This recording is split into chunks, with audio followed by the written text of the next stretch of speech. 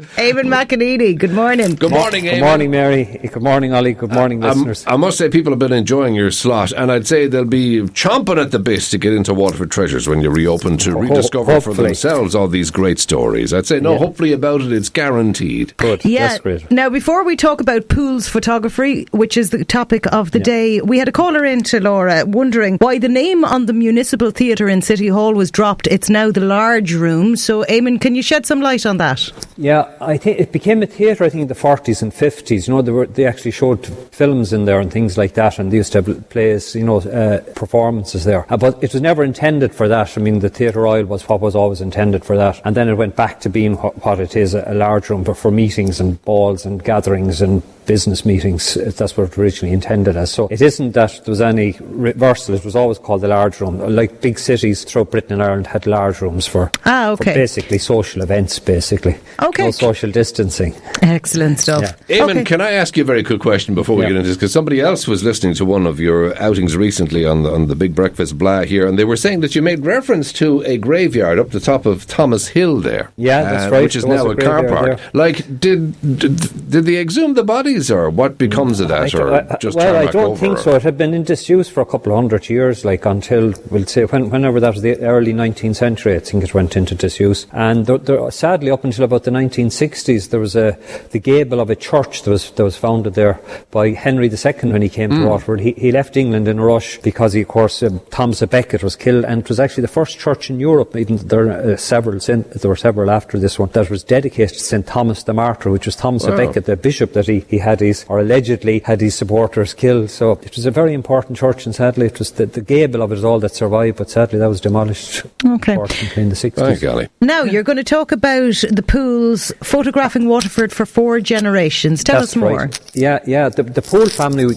came here. Well, Poole was born in England, and we have all these cameras here and we have some original photographs. But I think for your listeners, and I really hope that they look into this, there's nearly 70,000 photographs. They're on glass 70,000? Yeah, and they're in the National Library. You can go online, and some of them are available online, others aren't. Obviously not all 70,000, because they're on glass plates and they have to photograph, they have to process them. Most of them are of ordinary people. I remember about 27 or 8 years ago when I came here first, we did an exhibition with the Civic Trust on these photographs, and I was going through, in those days they had them catalogued, and I was going through the count books of the firm, and here I saw, you pick up your own name, my grandparents' wedding photograph. They were married in Ballybricken, so it was lovely. So just for the people of Waterford, they should really look it up there. So, as I said, it's the National Library's website, and there's also an app you can get, and I won't go into all that, as you know, Mary, I'm not technical, where you can colorise them now. There's an app for that, Eamonn. Yeah, there is an app for that, but you can sort that one out with the listener. Yeah. I can send you on a link to it. That's fantastic. Wayne Brown might talk to us about that. What a great resource.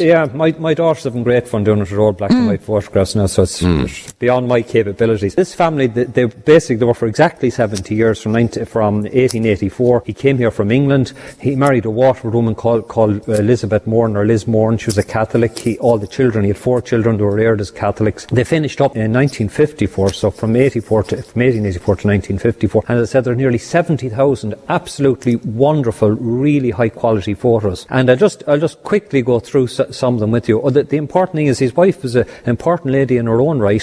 She wasn't called a photographer, but she did actually most of the technical processing. And she was the second woman to be elected in history to Waterford Council after, of course, the famous Mary Strangman. Yeah, so she was. They lived there up in Bellevue Terrace there, just off John's Hill. Tell us her name again there, Eamonn, sorry. Elizabeth Moran. Elizabeth Moran. Brilliant. Yeah, I think she was known as Liz. But like the photographs range from, for example, apart from the wedding photographs and the people, I'll just quickly go through some of them. There's one of an eviction scene down on O'Connell Street. Wow. Recently they took down a notice, and you can still see it. It's written in, I think, Welsh auctioneers, and that's in it. The word auctioneer up over it is in this photograph. You see the poor misfortunate people. Then there's their own place there on the Mall beside that bow frontage where Nicola Beresford has her gin place. That's where their shop was. Now they were on, also, in case people want to phone in about, they moved around the Mall. They were on either side of Reginald's Tower at different times in their history. They took the hunt. They took like Corrimore. They took ordinary scenes of people. And you must remember, this is the time when they put those black, you've seen it in the movies, black cloths over them.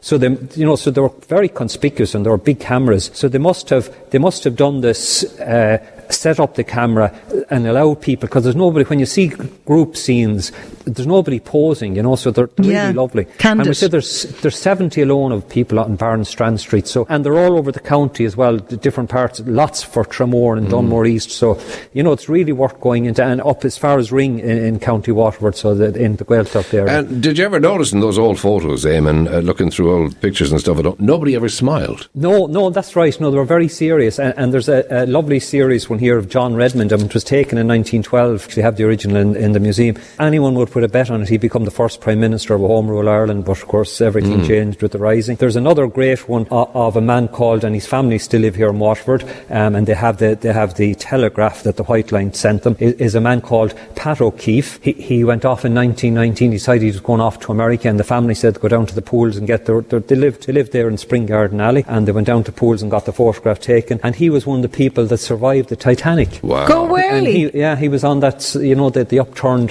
the collapsible B lifeboat. So, and of course when the newspapers heard he had survived, they went to the family, and it was the Poole, they cut him out of the Poole photograph and put it on the papers. Yeah. And then there's another great one of a yacht, and for me this kind of sums up the Pooles and sums up all that history. It's a beautiful, it's a steam yacht, and of course going back to what I've said already in earlier talks, it's called the Maritana. It's the last, after of course William Vincent Wallace's famous opera, and it's the last yacht to be built in the famous Neptune Ironworks here in Waterford. That was down by the park there, and in the background is Reginald's Tower. So it's Arthur Poole took the photograph. It's called the yacht is called the Maritana, and it's built here in Waterford.